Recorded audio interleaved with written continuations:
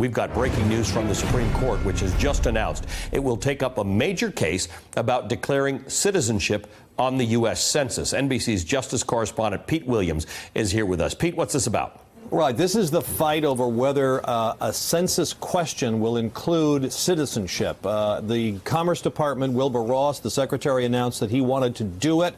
That led to a lawsuit by 18 states, some of the nation's largest cities, and many civil rights and immigrants' rights groups, who said that if that question goes on the form, it will suppress the responses by Hispanics and others in the United States and will undercount the population, hurting those communities in two ways, because obviously the census figures are used to figure out how many seats a state gets, an area gets in Congress, and secondly, those figures are used to help calculate how much money communities get under federal programs. So they won in federal court in New York, and now what the Trump administration has done is it's gone to the Supreme Court and said, look, let this case leapfrog over the appeals courts.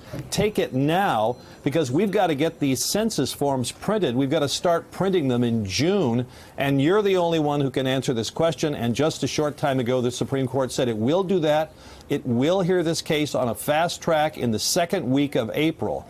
Now, the Trump administration was defending this, saying questions about citizenship or origin have been on nearly every census from the late 1800s through 2000, and that census forms ask a lot of personal demographic questions like relationship status, race, and so on, and that this would not suppress the count. So anyway, the Supreme Court's going to take up this very hot-button question on a fast-track hearing it the second week in April, Ollie. Pete, I don't know how you do it. I sort of live in amazement of the fact that like a piece of news just comes out and then all of a sudden Pete appears on TV and gives you the clearest description of what happened. You're a human encyclopedia. Well, they let me do my homework. I love it. We're very thankful to have you. Well, Pete thank Williams. you. Thank you, my friend.